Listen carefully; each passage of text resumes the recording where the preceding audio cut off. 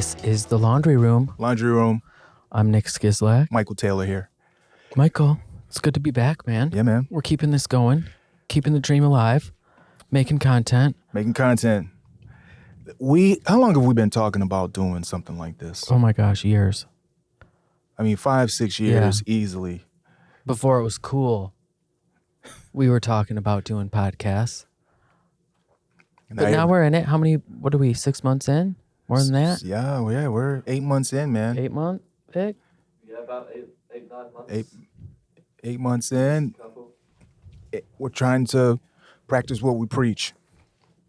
Yeah, right? It's good. Lead by example. The Laundry Room, for any first-time listeners, I'm sure we have a lot of first-time listeners.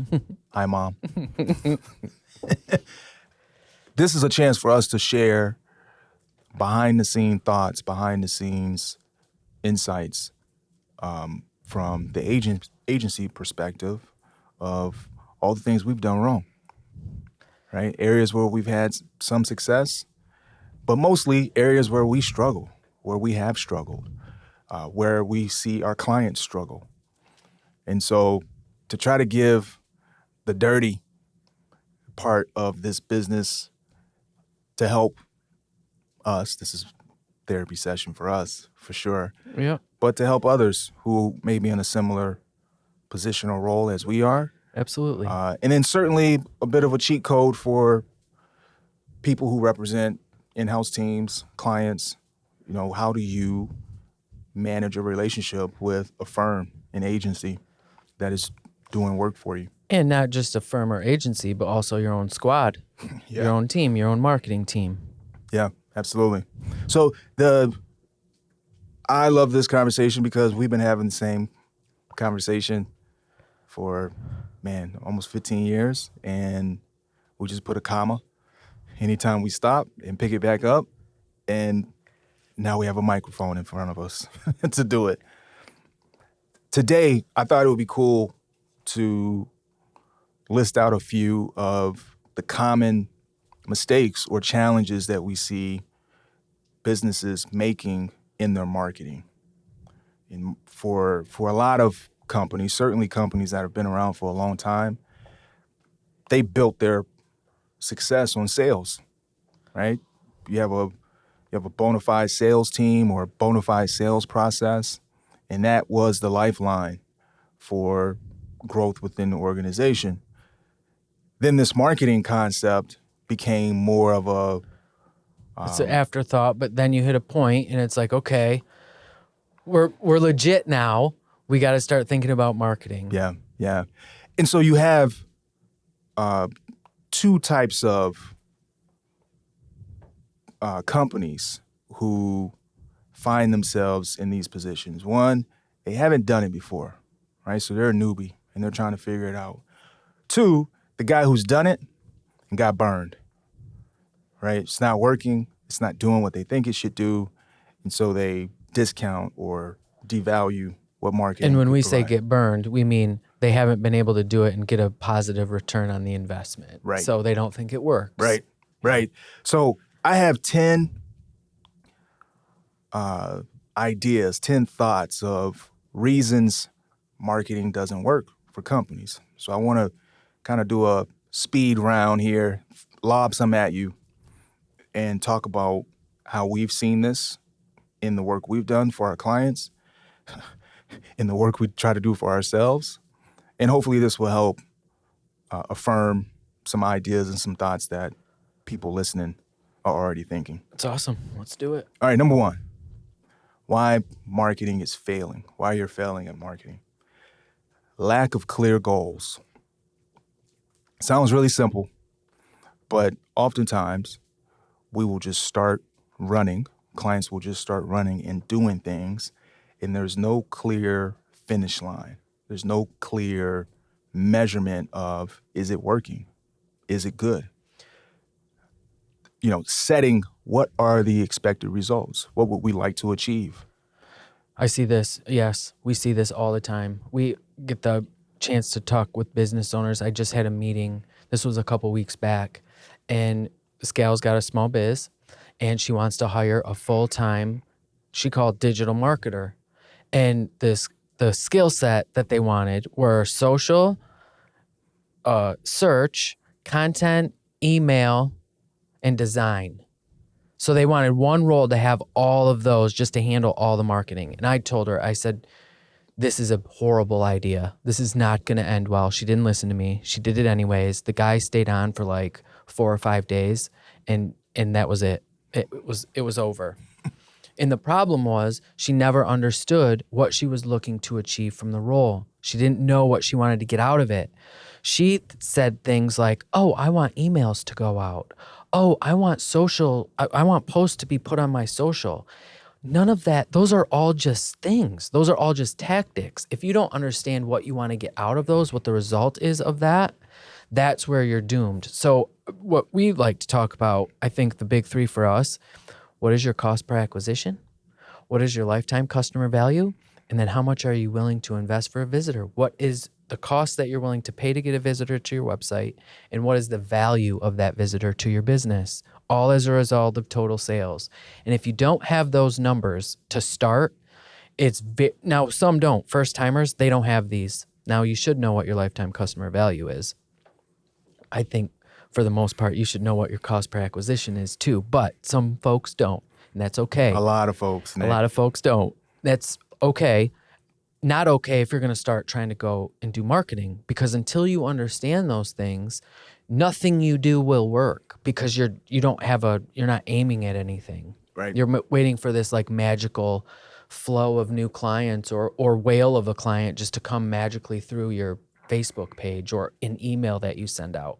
And that is doomed every time.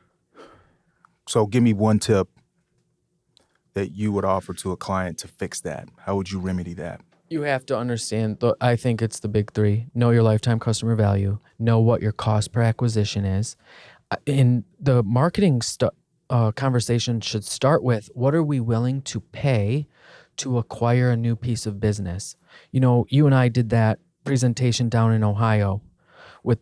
It was a 2-day, 3-day conference for marketing. We showed these guys, what are you supposed to be investing in marketing? Well, the SBA says, I think it was 20% of rev.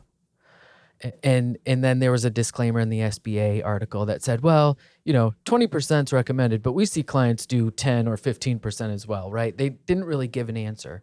We did our own research. One of the things we saw was that Salesforce, and this was back in 2012-ish era when they were really growing, they plowed 50% of their revenue back into marketing. Now you think, how does a business, if you're a small biz, you think, how does a business sustain or grow or keep people employed if you're going to throw 50% back in? Well, they were buying market share. They were buying because they knew putting that much money in, the lifetime customer value, that payout to them doing that work now was going to extend for 7+ years of new user IDs being created on Salesforce, accounts being created on Salesforce, that was going to set them up for the next decade. Until you understand how marketing or how customer acquisition works in your biz, it's really hard to know, hey, should I be? Could I? Is that even possible in my biz to throw 50% back in? Yeah. Yeah. Those so huge. I would add 2 to that. With understanding those 3 aspects, know what you're measuring to give it a grade, right? So have some type of KPI that you're using, and then put a time table on it.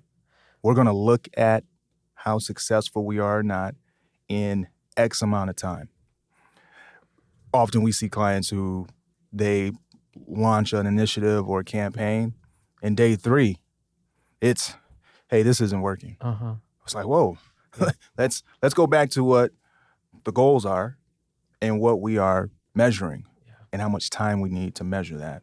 Yeah.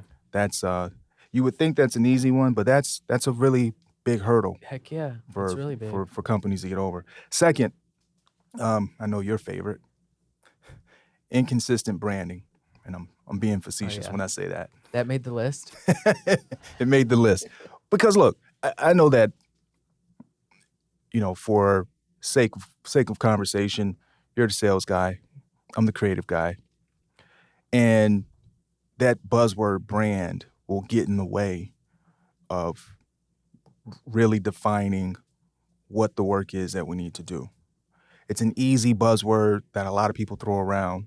It is important though, because if you don't know who you are or who you are to the people or a group of folks that you're trying to serve, no amount of marketing is really going to solve the problems that you're trying to solve. Yeah, and I think I see that most realized when I see, in folks see it out in the world. Like sometimes you see a billboard down the road and you're like, okay, this guy just wanted a billboard. Like there's no deep strategy to this. There's no exit here on it. It's like, oh, why is this here? And what is the point? I've never seen it before. And then it goes away and you never see it again. Well, that is inconsistent branding. You have these silos of people working on, I think about this with trade shows too. Like they've got trade show teams. What are the people that go out on the tour around the country to all the trade shows, set up the booth, and you got the folks on site at all these locations. What knowledge do they have of what's going on in other aspects of the biz as it relates to marketing? Do they know that there's new case studies being developed? Do they know that the business just started a new division that can now accommodate this? These are things that I see, like they don't talk to each other. So if you're not consistent as a squad, as a team, that brand is even more of a problem now because you have these guys operating on different playbooks and don't really have any idea of what other folks are doing. Yeah. That makes it kind of one-dimensional, so to speak. And it does hurt the overall impact of all the dollars you put into marketing. If you're broken out like that, you know, now you're looking at segmented budgets to decide what's the winner and what's the loser. Sometimes that's difficult because it does, to the inconsistency part, it does all connect. Yeah. And I mean, summing it down to who do we want to serve? Who do we want people to see us as? And what do we think it takes to create trust with that prospective client? Everything should be built on that type of platform. Then you can start diving into the fun part of branding. How do we look? What colors do we want to use? What messaging do we want to use? But I hear you. I see a lot of clients skip that step. Yeah. Big time skip that step. And because what's our difference? What's our better and different? Or you're jumping ahead on my list. But yeah, absolutely. I think there is especially when you have a sales-minded team. Right. It's look, we have the product, we have the service, go to market. Everybody needs this. Well, wait a minute. Who is everybody? Yeah. Like you got to do that work to define that. One of my personal favorites here on the list. Number 3, ignoring the data. Oh, yeah. Ignoring the data. Inventors struggle with that. Certainly if you make a product, and owners, not all owners are inventors. I see it more prominent in inventors, but business owners struggle from it too, is like their conviction is so deep. The data, they won't let the data tell them anything different than what they feel, what they think about their product. Yeah, I've seen that a ton of times. And maybe to add on to that, the analysis of that data as well, right? Because any competent business person could maybe twist data to tell the narrative that they want to tell. They're looking for, right? That's the game. Right? So being able to do the analysis so that it supports from a very objective standpoint of here's what the realities are, be it in the market that we're trying to serve or as it relates to the work that we're doing. Here's how good we are or we aren't based on the analysis of the data we're seeing. There's like 2 things that happen when you start talking about data. And I think the one thing that everybody looks for is affirmation. Oh, see? Yeah, that's what I thought. Okay, cool. We're doing it right. Don't need that. Discredit. Okay, gone. The second thing is, oh man, look at this. I didn't know that. Did you know that? No, I didn't know that. Okay, what are we going to do about it? That right there. What are we going to do about it? I think that's where on getting data that would kind of promote an argument or start a conversation to make a change is a whole nother level that most are not willing to do. I think it's easier to kind of brush it under the rug. We don't have to worry about that yet. Okay, good to know, but we don't need to make any drastic drastic changes at this moment. I Yeah. think that happens a lot. Yeah. Because if you find good data, it's kind of on you to make change from it. Like you have to adapt to it. If you don't do that, you've just, I don't know, you buried your own grave to some degree, or you let yourself think it's not that important. But it's a lot of work when you find something that's going to force you to change your business or the way you do business. Certainly when you start considering investment that you're going to make. Oh my gosh. And talent, your team. Yeah. Absolutely. Yeah.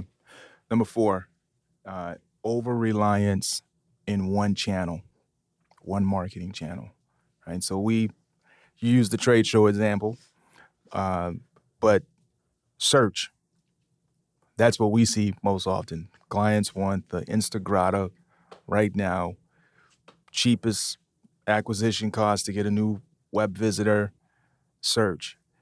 As soon as you start talking awareness or prospecting, then for someone who's only relied on search, that's a turnoff. There was you and I went and saw Philip Strutz a couple weeks back. Yeah, I like that guy. Yeah, it was cool. It was really good. And he's a big research guy, and he gets done.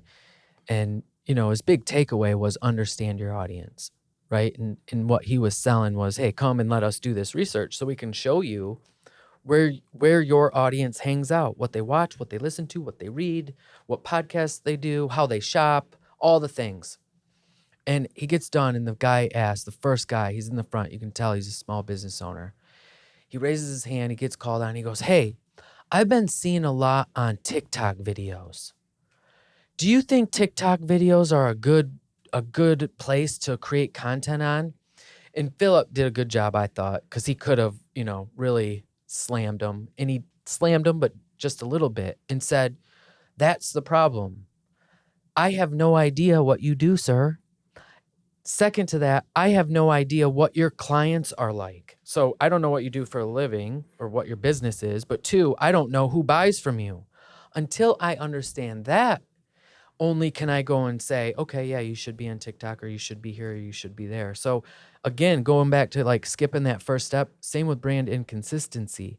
I see the same thing happening with these, we see these with these Facebook promotions and these for advertisers. Hey, come on, start advertising on Facebook. Guys, get started with as little as $25. Google does the same thing.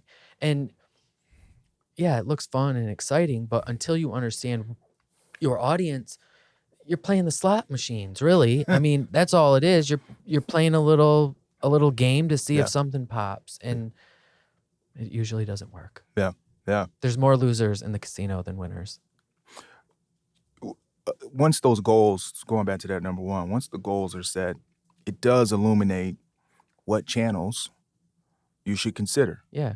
And that way you can, when you start grading whether or not we're successful, you can break that up a little bit and start asking which channels are we having the most success on versus another channel. And that requires some commitment rather than just being interested.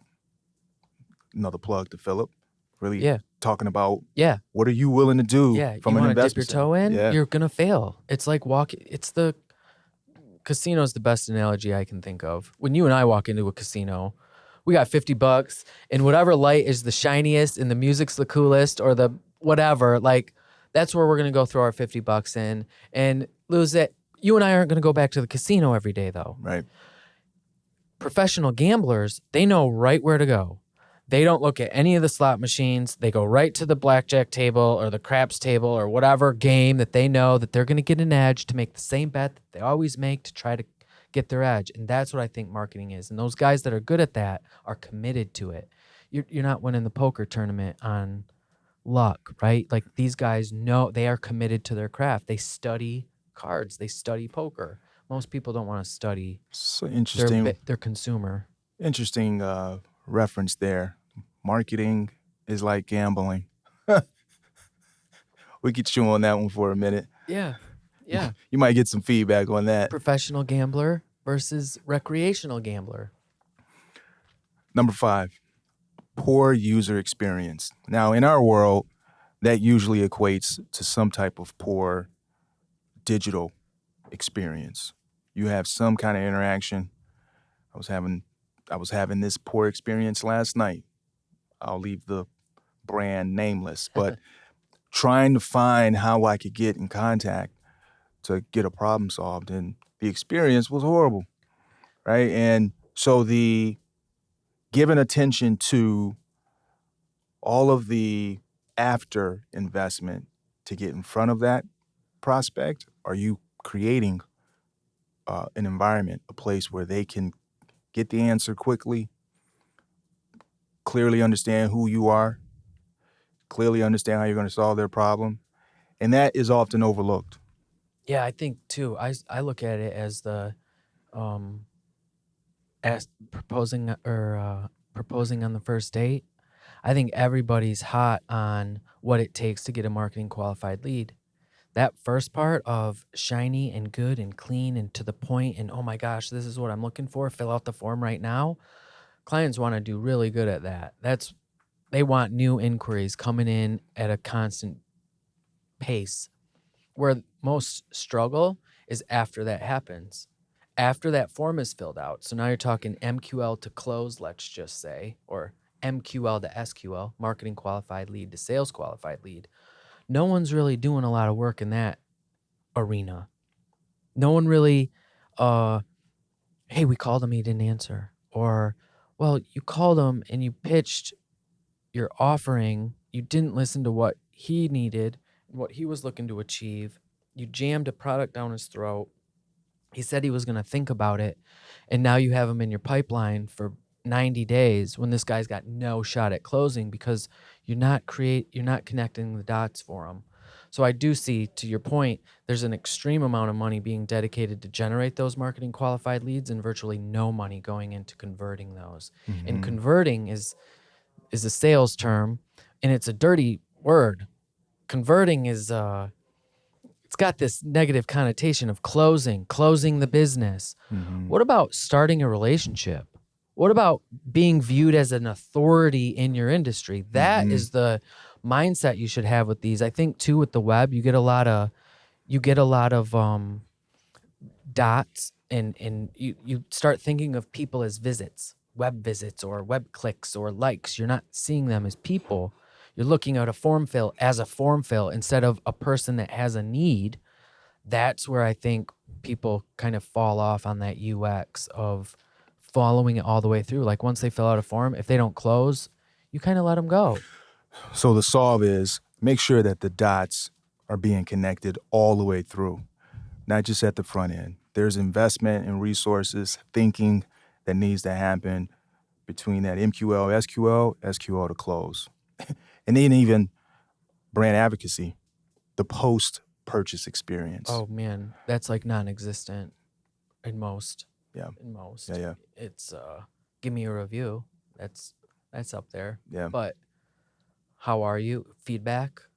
Not enough. Yeah. Speaking of feedback, that's number 6. Poor attention to customer feedback or neglecting customer feedback. I think we all do this. If someone, and we've gotten bad feedback before from clients, from employees, and I know what I do. First thing I try to do is justify it. Well, they were blah, blah, blah, blah, blah, blah, blah, or they didn't know what they were talking about, or if they would have listened to me, you get you put your guard up a little bit. But listening to these things, and this is hard to do, listening to it, taking it in, and really putting yourself in their shoes and saying, all right, if I was them and this happened in my, in their head, this is kind of how it played out for them. What should we change? What should we make better for those experiences? That's difficult. Man, the frequency of that feedback as well, because right, you can have, and I would say most companies do, you can have that really bad review, that really ugly feedback from a customer.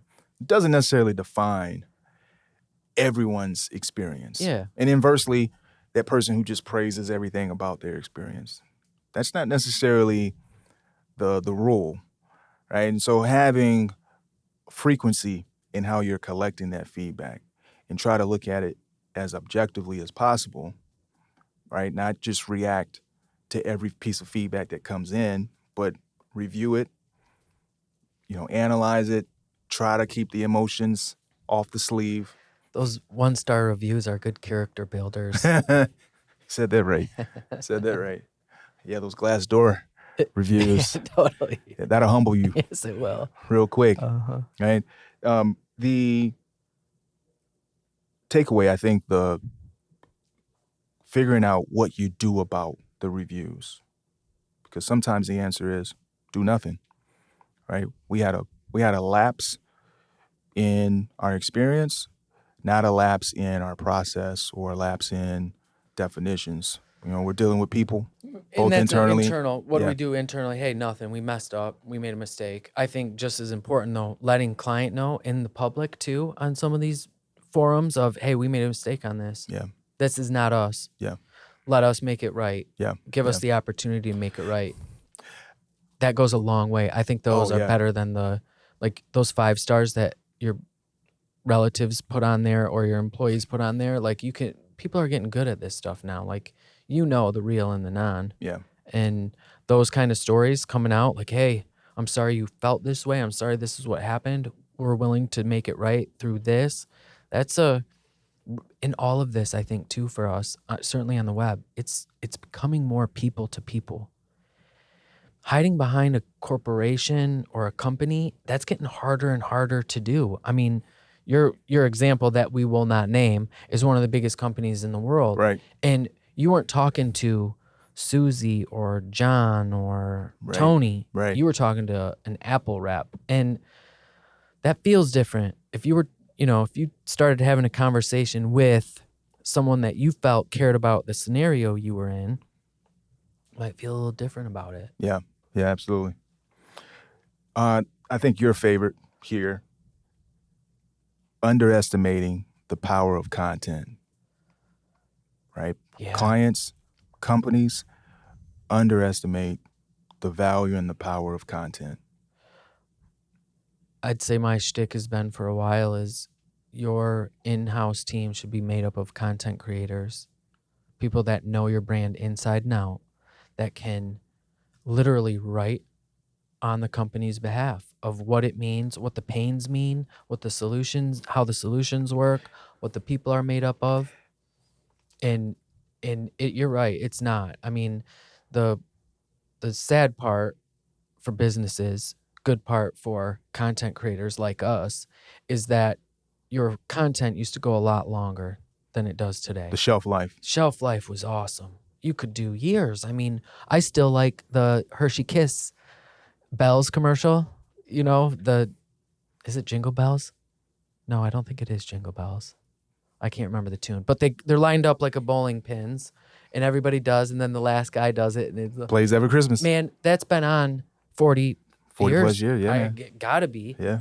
And what a cute little example of a 15-second spot of a Hershey's, which is a huge brand that are everywhere. But that is not everyone. That is not what, certainly in the digital world, they don't run that on digital. It's not a Facebook ad. That is a TV ad when you're watching reruns of your Christmas movies around the holidays. They know what they're doing with that content. That is not their content strategy, though. Right. Their content strategy is on a whole another level, and it's hard to keep up with it. It's more expensive. You have to create way more of it. The value of it, the squeeze that you're going to get out of it is less. Yeah. You're not going to have 100,000 people see every piece of content you create. That's hard to do and invest in. That's why that lifetime customer value is so important. Understanding acquisition cost is so important because you get to a spot, you know exactly what this blog's going to do. Mm-hmm. You get to a spot, hey, if I can drive 1,000 visits to this thing, I'm going to close a piece of biz from it. Yeah. That's where you can now start justifying your investment. Number 8, focusing on short-term gains. Oh. And even though those short-term gains are important, right? You need to know if you have momentum, if you're gaining traction. But oftentimes companies will only look at short-term. This is a great tell. And we made a video about this a long time ago. And here's a good piece of inside baseball, not dirty laundry, but realness. It makes, for an agency to work with a client, we used to be a year, and it lasted very, very long. You had to commit a year with us, or else we said we weren't going to do it. Well, no one did it. So no one wanted to come and say, I'm going to work with you for an entire year. So we said, okay, still going to make a year-long contract, but now we're going to cut it down to 6 months. So after 6 months, if you're not happy, you can leave. That then wasn't good enough. Agencies started coming out with month to month. And as do we do too. We make it really easy for you. We tell everyone though, if you don't do this a year, over a year if you haven't done it before, because you need a year to benchmark before you actually know what you're working with. If you don't do this for a year, this is playing the slots at the casino, because we have no benchmark to go off of. So I would say that, like, in any event, hiring someone in-house, hiring an agency, if you're not looking at that on an annualized level, don't do it. Yeah. Because you will not see in 30, 60, 90 days. You could. We've done it. We've gotten people cool, lucky results in short amount of time, and it worked really well for them. But that to be the reason not to do it, or to do it because of how you performed in the first 30, 60, 90 days ain't it. Second, if you incentivize an agency to go month to month with you, they're not incentivized to look at your long-term goals. So getting back to that goal setting, if we're on month to month with someone and we're fighting for a week, hey, trying to get inquiries this week, we're not thinking about your business on the long term. We're not trying to think about new ideas that you should be doing 3 months from now, 6 months from now, or at the trade shows that you're going to next year. We're locked in on trying to deliver this week to keep you on next month. And it's a cycle that you're never quite caught up to. You're always chasing ahead of a goal you hit or don't hit. Yeah, it's more gimmick. That there's no... It's a scheme. Yeah. And I think some would argue, yeah, but it's working for me. Yep. Yeah, in the short term. Yeah. No doubt. Yeah. As soon as something changes, though, you are going to be right back where you were. You're not mapping out anything beyond a 30-day period. There could be something coming, and you're not paying any attention to it. Which that happens. That's happened to our clients before. My number 9, my biggest pet peeve this last year or so has been not leveraging email marketing. I believe one of the most valuable pieces of data that any company can have is an email address, right? A valid email address. How do you stay in the inbox of someone and create content, create communication that forces them to decide that your email is worth staying in their box, right? Force them to stay subscribed or to stay unsubscribed. I'll give you one example. I was telling someone on our team last week about this. I subscribed to a monthly email newsletter. It's not even a newsletter, it's an email about up-and-coming music. Vic, I should share this with you, Vic. I'll share it with you. And I was using the example of how I get this email once a month. I rarely read it, if I'm being honest about it. It's not poorly articulated, but it's poor in design. There's no design. It's just an email. I feel like I know the guy, though, Sean, who writes it. I signed up for that email in 2008. 2008. And that guy still has me on his list, and he is consistent in sending an email out every month about, here is new content that you should be checking out. Here's some new music that is up and coming that you should be thinking about. And I reached out to him last week just to tell him, hey, man, I've been on your list for a decade. For a decade and a half. Keep it going. I suppose what I hear on number 9 too is not just, to keep with the struts, some audiences open emails, some don't. I think the point of that though is, what are you doing with the data that you're collecting on your audience? Because sometimes in those cases, you don't just get email. I tell everybody, what's the greatest thing you could get off the internet? Someone showing up to your business and saying, I'm ready to work with you. Yeah. What's the second best? A phone call. Third best would be a form fill, I suppose. Fourth best would sign up for an email. Yeah. Yeah. You know, if you kind of tailed it down. So of all those things, like not utilizing the data that you're already collecting on these guys, like I love this email example and the consistency. And you said it. I feel like I know this guy. I have a couple colleagues. I do the same thing that through their email content, I feel like I know Jamie Michelson over at SMZ. And he does a hell of a job. He's top of mind for me because I've been on his emails, maybe not a decade, but at least 5 years. Yeah. Not utilizing that data, it goes back to my MQL, the SQL. Like they're not doing anything to, like you spent all that money up front to get the inquiry, but now you say they're unqualified and you're just not going to talk to them anymore. Yeah. You're right. That's a huge opportunity.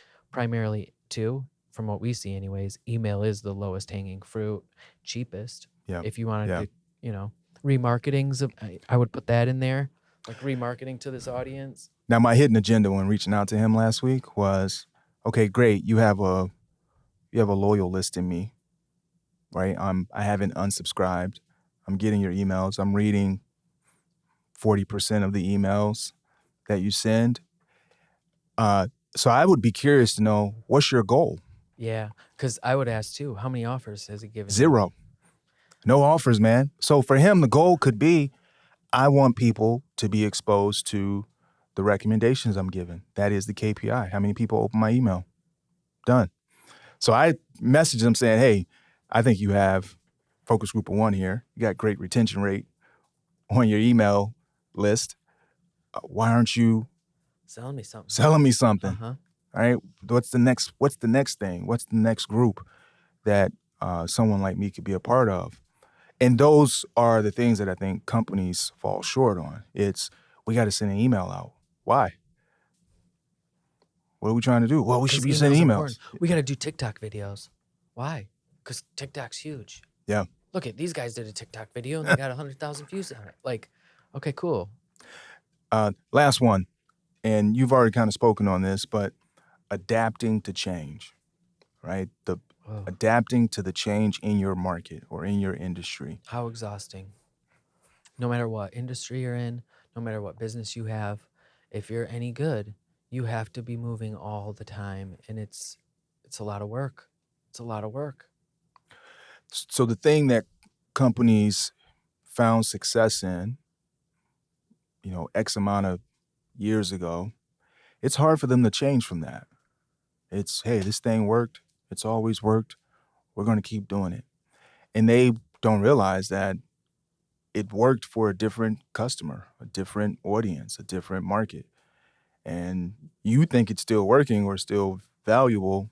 Meanwhile, everyone around you has changed. Probably the realest thing that we've been seeing is the change in consumer behavior in the B2B world. I think that's probably the biggest change. A B2B buyer over the last 10 years has changed drastically. B2B buyer 10 years ago entertained phone calls, entertained lunches, entertained, we want to send you a couple pizzas into the office today, entertained a meeting. Come on in. Sure, would love to hear it. Today, I say no. It's very hard to break through that way today. It is so much more on a solution basis of, I know what I need. B2B buyers, I think, have gotten a lot smarter. Yeah. I think B2B buyers have gotten more skeptical, which means sales folk or marketing has to be smarter. And I don't believe businesses have kept up with how smart your marketing and your sales. We were just talking to 2 guys, medical sales. These poor dudes going door to door.